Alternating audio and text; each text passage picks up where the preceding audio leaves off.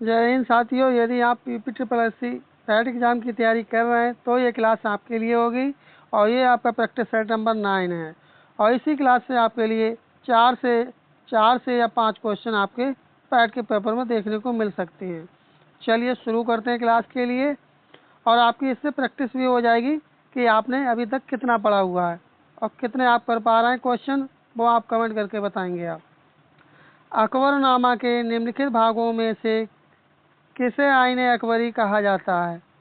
तो यह पूछा गया कौन से भाग को आईने अकबरी कहा जाता है। तब आपका जवाब हो जाएगा तीसरे भाग के लिए क्या कहते हैं? आईने अकबरी कहते हैं। चलिए अगला प्रश्न। अगला है कि किस सल्तनत के शासक ने प्रशासन में स्वयं घूसखोरी को प्रोत्साहित किया था? तो वो ऐसा शासक कौन था? आपका जवाब होगा फिरोज तुगलक था। चलिए अगला प्रश्न। अगला है कि सूची फर्स्ट को सूची सेकंड से सुमेलित करना है। क्या चीज़? सूची फर्स्ट को सूची सेकंड से सुमेलित करना है। तो गुप्त का संबंध किससे हो जाएगा? गुप्त का संबंध हो जाएगा देवगढ़ से। तो ए का आपका क्या हो जाएगा? चौथा वाला। चंदेल का संबंध किससे हो जाएगा? चंदेल का संबंध हो जाएगा खजुराहो से। तो बी का आपका हो जाएगा दूसरा वाला। अब आपका बचा सी वाला। तो सी वाले का आपका हो जाएगा आपका बातापी या बादामी वंश भी इसे बोलते हैं। तो सी का आपका हो जाएगा तीसरा वाला। इसी तरह से आपका जो डी का होगा, डी का पल्लव का संबंध हो जाएगा महाबलीपुरम से। तो इस तरह से डी का आप पहला करेंगे। अब ये आप मैच करेंगे कौन से वाले ऑप्शन में। तो आपके ये जो बी वाला ऑप्शन है इसमें मैच खा रहे हैं, यही वाला आपका करेक्ट आंसर हो जाएगा। चलिए अगला प्रश्न। अगला प्रश्न है कि ब्राह्मी लिपि को सर्वप्रथम किसने पढ़ा था? तो किसने पढ़ा था आपको ये पता होगा। तो आपका जवाब होगा जेम्स प्रिंसेप ने पढ़ा था। चलिए अगला प्रश्न। अगला प्रश्न है कि सूची फर्स्ट को सूची सेकंड से सुमेलित कीजिए।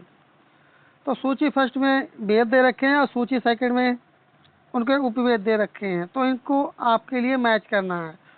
तो मैचिंग कीजिए आप लोग और फिर उसके उपरांत कमेंट कीजिए आपका सही उत्तर क्या आया था इसका।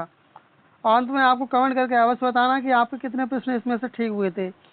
इस क्लास में आपके लिए इंग्लिश जी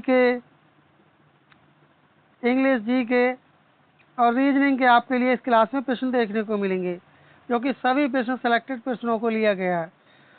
तो आप मैच कर चुके होंगे। चलिए मैच करते हैं इसके लिए।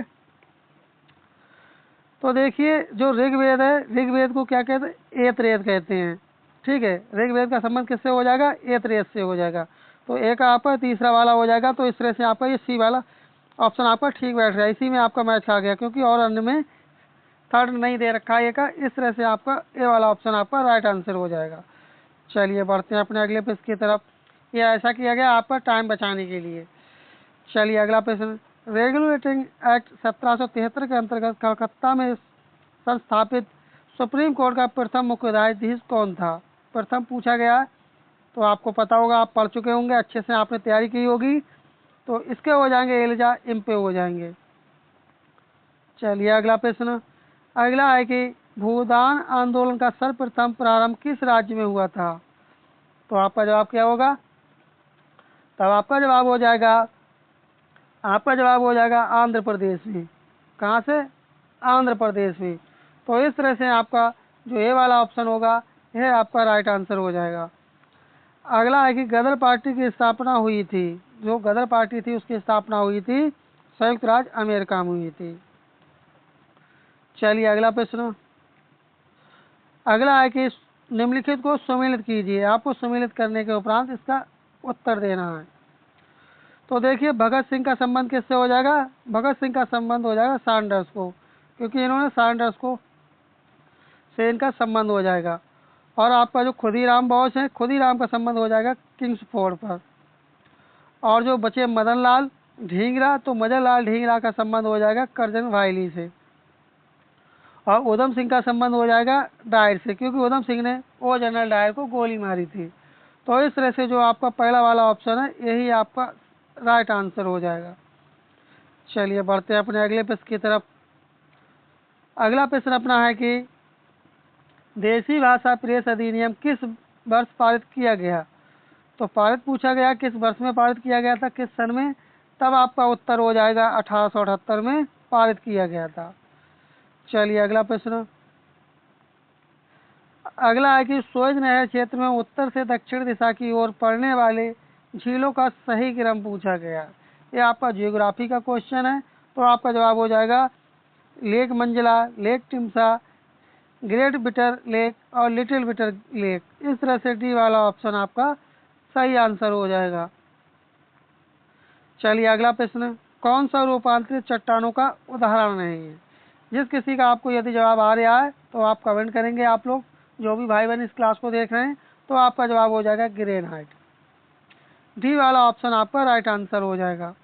अगला है कौन सम्मिलित नहीं है। इसमें पूछा गया कौन सम्मिलित नहीं है, तो आपका क्या हो जाएगा बैलाडीला मध्य प्रदेश। पहला ही वाला ऑप्शन आपका राइट आंसर हो जाएगा, जो कि ये सम्मिलित नहीं है। और बैलाडीला कौन से राज्य में पाया जाता है, जरा आप कमेंट करके बताएं कौन से राज्य में पाया जाता है। चलिए अगला प्रश्न। अगला है कि किशन गंगा एक सहायक नदी है। जो किशन गंगा नदी है वह किसकी सहायक नदी है, तब आप कहेंगे ये झेलम की सहायक नदी है। आपके पैट के पेपर में आ जाए तो आप क्या करेंगे, ये झेलम की सहायक नदी है। चलिए अगला प्रश्न। अगला है कि विश्व बैंक का मुख्य उद्देश्य है। तो विश्व बैंक का मुख्य उद्देश्य क्या है, यदि आपके पेपर में आएगा तो आप क्या कहेंगे, पुनर्निर्माण हेतु ऋण देना, पुनर्निर्माण के लिए ऋण देना, जो विश्व बैंक का कार्य करती है। चलिए अगला प्रश्न। अगला है कि 2011 की जनगणना के अनुसार निम्नलिखित राज्यों में से किसकी ग्रामीण जनसंख्या सर्वाधिक है। ग्रामीण जनसंख्या पूछी गई सबसे अधिक किसकी है, तो आपका जवाब हो जाएगा उत्तर प्रदेश में सबसे ज़्यादा ग्रामीण रहते हैं। चलिए अगला प्रश्न। अगला है कि किसान क्रेडिट कार्ड योजना का प्रारंभ किया गया था। तो इसका प्रारंभ कब किया गया था, तो इसका प्रारंभ किया गया था 1998 और 99 में किसान क्रेडिट योजना का आरंभ हुआ था। अगला है कि राज्यों निम्नलिखित राज्यों में से किसमें दलहनों का उत्पादन सर्वाधिक, अर्थात जो दलहनें हैं सबसे ज़्यादा किस राज्य में उत्पादित होती हैं, तब आपका जवाब हो जाएगा मध्य प्रदेश में। बी वाला ऑप्शन इस तरह से आपका सही उत्तर होगा। चलिए अगला प्रश्न।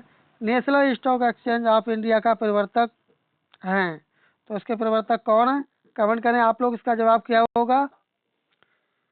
तो आपका जवाब क्या होगा, तब आपका जवाब हो जाएगा भारतीय स्टेट बैंक भी हो जाएगी, LIC और GIC भी हो जाएगी, IDBI भी हो जाएगी। इस तरह से आपका डी वाला ऑप्शन सही उत्तर बनेगा। चलिए अगला प्रश्न। निम्न करों में से कौन सा एक कर संघ द्वारा लगाया गया तथा वसूला जाता है किंतु संघ तथा राज्यों में बांटा जाता है, तब आपका सही उत्तर आपका हो जाएगा कृषि आय के अतिरिक्त अन्य आय पर कर। बी वाला ऑप्शन आपका सही उत्तर हो जाएगा। चलिए बढ़ते हैं अपने अगले प्रश्न की तरफ। अगला है कि निम्न तथ्यों में से कौन सा पंचायती राज के अर्थ की सर्वोत्तम व्याख्या करता है, सबसे उपयुक्त आंसर आपका कौन सा हो जाएगा। तो आपका सही जवाब क्या हो जाएगा, तो आपका सही जवाब हो जाएगा, कमेंट करेंगे आप लोग सही जवाब क्या होगा, तो आपका सही जवाब हो जाएगा अधिक वित्तीय शक्तियों का उपयोग। इस तरह से फोर्थ वाला आपका ठीक हो जाएगा। ठीक है, और आपका कौन सा ठीक होगा, कमेंट करें आप लोग आपका और क्या ठीक हो जाएगा। तो इस तरह से आपका ये फोर्थ वाला आपका ठीक नहीं होगा। आपका देखिए लोकतांत्रिक विकेंद्रीकरण आपका ठीक हो जाएगा, लोकतांत्रिक विकेंद्रीकरण आपका ठीक हो जाएगा, और आपका प्रशासनिक विकेंद्रीकरण ये आपका नहीं होगा। सामुदायिक विकास योजना में पंचायतों की सक्रिय भागीदारी ये भी ठीक हो जाएगा आपका, और अधिक वित्तीय शक्तियों का उपयोग ये आपका ठीक नहीं होगा। तो इस तरह से आपका पहला और तीसरा आपका ठीक होगा। इस तरह से आपका डी वाला ऑप्शन आपका राइट आंसर हो जाएगा। चलिए बढ़ते हैं अपने अगले प्रश्न की तरफ। अगला है कि भारत में उच्चतम न्यायालय का उद्घाटन किस तिथि में हुआ था। तो तिथि पूछी गई है, आप फटाक से जवाब देंगे 28 जनवरी 1950 को। अगला है कि कौन भारत में संघ राज्य संबंध से संबंधित नहीं है, तब आपका जवाब हो जाएगा इंद्रजीत गुप्ता समिति, जो कि इससे संबंधित नहीं है। चलिए अगला प्रश्न है कि निम्नलिखित में कौन से वक्तव्य सही है 42वें संविधान संशोधन के अंतर्गत। तो कमेंट करेंगे आप लोग इसका सही जवाब क्या होगा। इसने राज्य को नागरिकों को निःशुल्क कानूनी सहायता का प्रावधान करने के लिए सक्षम बनाया। पहला वाला आपका ठीक हुआ। इसने राज्य के द्वारा उपक्रमों के प्रबंधन में कामगारों की सहभागिता प्राप्त करने की व्यवस्था की, ये भी ठीक होगा। इसने दहेज प्राप्ति को दंडनीय अपराध बनाया, ये आपका ठीक नहीं होगा। तो तीसरा वाला आपका होगा, ये आपका ठीक नहीं होगा। तो इस तरह से आपका पहला और दूसरा आपका ठीक हुआ, ये आपके ए वाले ऑप्शन में आपका सही उत्तर बनता है। चलिए अगला प्रश्न। अगला प्रश्न है कि अगले प्रश्न में आपको क्या करना है, ये संविधान के अनुच्छेद दे रखे, ये विषय दे रखे, कौन सा अनुच्छेद किस विषय से संबंधित है। तो आपको पता होगा कि अनुच्छेद 40 का संबंध किससे होता है, ग्राम पंचायत से संबंध होता है। अन्य बताएं आप लोग। तो इसका संबंध किससे होता है, ग्राम पंचायतों से इसका संबंध होता है। अनुच्छेद 40 का संबंध हो जाएगा ग्राम पंचायत से। तो कमेंट करेंगे आप लोग, इसका सही जवाब क्या हो जाएगा। कमेंट करें आप लोग फटाक से, इसका सही जवाब क्या होगा। ये जो आपका उत्तर दे रखा है, ये ऑप्शन इसमें आपके ठीक से नहीं दे रखे, इसे आप स्किप कर सकते हैं। चलिए बढ़ते हैं अपने अगले प्रश्न की तरफ। अगला प्रश्न है कि निम्नलिखित में से कौन सा युग्म सही सुमेलित नहीं है। तो आपका जवाब क्या होगा, तब आपका जवाब हो जाएगा लैक्टिक अम्ल। सॉरी साथियों, तो आपका इसका सही जवाब क्या हो जाएगा, इसमें क्या पूछा गया, युग्म सही सुमेलित नहीं है। तो कौन सा युग्म सही सुमेलित नहीं है, तब आप कहेंगे आपका जो विटामिन के की वजह से बंध्यापन होता है, ये आपका बिल्कुल गलत है। और इस तरह से आपका डी वाला ऑप्शन आपका राइट आंसर हो जाएगा। चलिए अगला प्रश्न, पेशी थकान के लिए निम्नलिखित में से कौन उत्तरदायी है। पेशी थकान के लिए कौन उत्तरदायी होता है। तो आपको पता होगा ये लैक्टिक अम्ल होता है, क्योंकि लैक्टिक अम्ल बन जाता है जिसके कारण हमें थकान महसूस होती है पेशियों में। चलिए अगला प्रश्न। अगला है कि द्रवीभूत पेट्रोलियम गैस एलपीजी मुख्य रूप से मिश्रण है। तो किसका मिश्रण है, तब आपका जवाब क्या होगा, तब आपका जवाब हो जाएगा प्रोपेन और ब्यूटेन का यह मिश्रण है। चलिए अगला प्रश्न। अगला प्रश्न है कि अगला है कि कौन सा एक ईषद पुष्प कहलाता है। तो ईषद पुष्प कौन सा कहलाता है, आप कहेंगे जिंक ऑक्साइड कहलाता है। सी वाला ऑप्शन आपका राइट आंसर हो जाएगा। चलिए बढ़ते हैं अपने अगले प्रश्न की तरफ। अगला है कि वर्षा की बूंदें डैश डैश के कारण गोलाकार होती हैं। क्या होती हैं, गोलाकार होती हैं। तो आपका जवाब होगा पृष्ठ तनाव के कारण ये गोला तनाव क्या होती है, गोल बन जाती हैं। चलिए बढ़ते हैं अपने अगले प्रश्न की तरफ। अगला प्रश्न है कि माखनलाल चतुर्वेदी को उनकी किस रचना पर साहित्य अकादमी पुरस्कार मिला था। तो उनके लिए बेसिकली जो पुरस्कार मिला था, हिम तरंगिनी के लिए उनके लिए पुरस्कार मिला था। चलिए अगला है, तिलांजलि देना इस मुहावरे का अर्थ निम्नलिखित में से कौन सा विकल्प दर्शाता है। तो आपका सही जवाब हो जाएगा त्याग देना। सी वाला ऑप्शन आपका राइट आंसर हो जाएगा। चलिए अगला प्रश्न, कृष्ण शब्द का स्त्रीलिंग शब्द पहचानिए। तो इसका सही स्त्री शब्द क्या हो जाएगा, तब आपका जवाब होगा कृष्णा। क्या हो जाएगा, कृष्णा। अगला है कि निम्नलिखित वाक्यों में से अशुद्ध वाक्य पहचानिए। तो आपको अशुद्ध बताना है, बताएं जरा, कमेंट करें आप लोग। तो आपका हो जाएगा पिता ने मेरे से कहा। डी वाला जो वाक्य होगा ये आपका अशुद्ध हो जाएगा। स्थावर का विलोम पूछा है, या आप विपरीत भी कह सकते हैं। तो इसका क्या हो जाएगा, तो इसका आपका हो जाएगा जंगम हो जाएगा। स्थावर का क्या हो जाता है, जंगम हो जाता है। चलिए अभी अपने इंग्लिश के क्वेश्चन आ चुके हैं। इंग्लिश का जो एक पैसेज होगा, उस पैसेज को छांटने के उपरांत आपको प्रश्नों का जवाब देना होगा। आप क्लास को पॉज करके आप पढ़ के उपरांत प्रश्नों का रिप्लाई कर सकते हैं। चलिए अपना चलते हैं प्रश्नों की तरफ। तो इसमें दे रखा है, बहुत इजी पैराग्राफ आएगा, आप आसानी से उसे कर पाएंगे। देखते हैं इसमें क्या है, हीमा कार्ड टेक पार्ट इन। तो इसमें रेस पूछी गई है, कितनी रेस उसने लगाई थी। आप चाहे तो इसमें से आप देख सकते हैं, हेमा की रेस देख सकते हैं। तो कितनी दे रखी है, हेमा की रेस कितनी दे रखी है, 250। कितनी दे रखी है, 250 किलोमीटर आवर। तो इस तरह से आपका देख रहे हैं आप, इसी में से आपका आंसर मिल गया। इसका देख रहे होंगे 250 दे रखा है। तो इस तरह से आपका जो सी वाला ऑप्शन होगा यही आपका राइट आंसर हो जाएगा। चलिए बढ़ते हैं अपने अगले पेज की तरफ। अगला है कि complete the following sentence by using correct alternative, walk carefully list. तब इसका राइट आंसर आपका क्या बनेगा? तब इसका राइट आंसर बनेगा you should fall down. B वाले ऑप्शन आपका राइट आंसर होगा। अगला है कि the officer who had neglected to file his income tax return had to. तो यहाँ पर क्या आएगा? जो स्थान आप देख रहे हैं डॉटेड डॉटेड, तो आपका यहाँ पर क्या आ जाएगा? तो यहाँ पर आपका आ जाएगा पे फाइन। क्या आ जाएगा? पे ए फाइन। पे ए फाइन आपका आ जाएगा। इस तरह से बी वाला ऑप्शन आपका यहाँ पर आ जाएगा। चलिए अगला प्रश्न। अगला है कि Mohan said to Savita can I borrow your book for a day.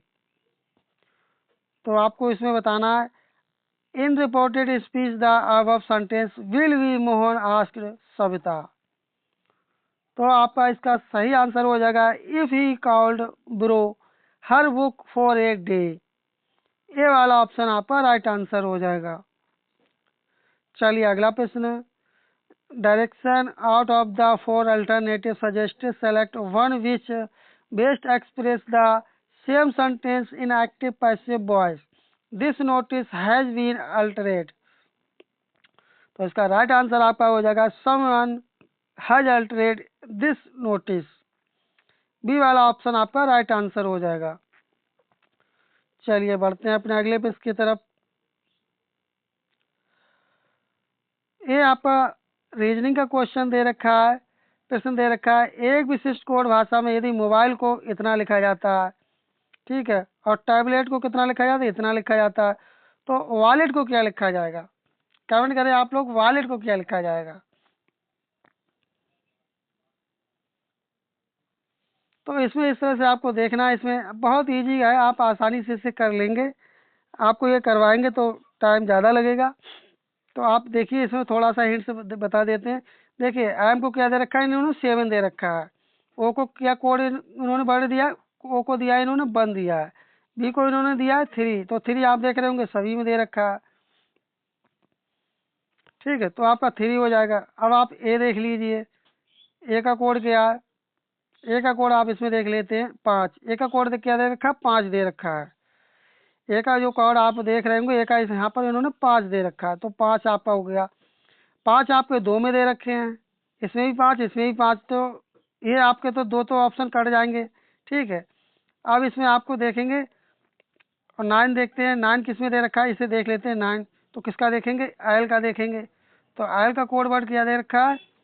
ई के पहले का देखेंगे तो 9 दे रखा है, एल का दे रखा है आपका 9 दे रखा है, ठीक है। एल का आपका ये आप देख रहे होंगे, एल का आपका 9 कोड दे रखा है। अब आप देखेंगे 4 किसका कोड दे रखा है? 4। तो ई का देख लेते हैं, टी से देख लेते हैं 4। टी का क्या दे रखा है? इसमें 2 दे रखा है, और ई का क्या दे रखा है? 4 दे रखा है। तो ई का आपका क्या आ जाएगा? यहाँ पर आपका 4 आ जाएगा। तो इस तरह से आपका जो डी वाला ऑप्शन होगा यही आपका राइट आंसर होगा। तो आप देख रहे होंगे कितना इजी पूछा गया था रीजनिंग का प्रश्न, जो कि इसी तरह के प्रश्न आपसे पूछे जाएंगे। चलिए बढ़ते हैं अपने अगले प्रश्न की तरफ। अगला प्रश्न है कि नीचे दिए गए शब्दों के जोड़ों में से समरूप शब्द युग्म का चयन करें जो समान है। संक्रांति क्या है? संक्रांति आंध्र प्रदेश। तो इसी तरह से आपने देखना है, जो मकर संक्रांति वो आंध्र प्रदेश में, भांगड़ा पंजाब में, कथक। तो इसमें आपको बताना है कि इसका सही जवाब क्या होगा। तो आपका इसका हो जाएगा समरूप देखना आपके लिए। तो यहाँ पर आपका आ जाएगा, यहाँ आपका आ जाएगा ओणम। क्या आ जाएगा आपका? ओणम रेशियो केरल, ये आपका आ जाएगा। तो इस तरह से आपका ए वाला जो ऑप्शन होगा यह आपका सही उत्तर हो जाएगा। चलिए अगला, निम्नलिखित में से कौन सम्मिलित नहीं है? क्या पूछा गया? सम्मिलित नहीं पूछा गया। तब आप जवाब क्या देंगे? सम्मिलित नहीं है। तब आप जवाब क्या देंगे? तब आप जवाब देंगे, देखिए ग्रीन पार्क स्टेडियम तो कानपुर में है, तो ये सम्मिलित है। गुरु गोविंद सिंह स्पोर्ट्स कॉम्प्लेक्स लखनऊ में, ये भी ठीक है। लेकिन जो आपका महात्मा गांधी स्टेडियम मेरठ में ना होकर के कहाँ स्थित है, आप जरा बताएंगे कमेंट करके। तो इस तरह से आपका सी वाला ऑप्शन आपका सही उत्तर हो जाएगा। अगला है कि विश्व साक्षरता दिवस कब मनाया जाता है, बताएं आप जरा कमेंट करेंगे इसका सही जवाब क्या होगा, जो भी भाई बहन देख रहे हैं। तो ये आपका मनाया जाता है, विश्व साक्षरता दिवस जो होता है वह 8 सितंबर को मनाया जाता है, और शिक्षक दिवस जो आपका होता है वह 5 सितंबर को मनाया जाता है। इस तरह से अपनी ये 50 जीके जीएस इंग्लिश और रीजनिंग के क्वेश्चनों की ये श्रृंखला कंप्लीट हुई। आप यदि अभी तक क्लास पर नए हैं और आपने अभी तक क्लास को लाइक नहीं किया, चैनल सब्सक्राइब नहीं किया, तो जो भी भाई बहन इस क्लास को देख रहे हैं तो क्लास को लाइक कर दें कृपया, और चैनल आप लोग सब्सक्राइब कर लें, और नोटिफिकेशन बेल आइकन आप लोग दबाना ना भूलें, जिससे आपको नोटिफिकेशन प्राप्त हो सके। और आपको यहीं पर आपके लिए सबसे सटीक आपके लिए ईपीट्रिपल पैड का पेपर का आपके लिए यहाँ पर एनालिसिस कराया जाएगा, जो कि आप जुड़े रहें। चलिए मिलते हैं जल्दी नेक्स्ट क्लास में, तब तक के लिए धन्यवाद। जय हिंद, जय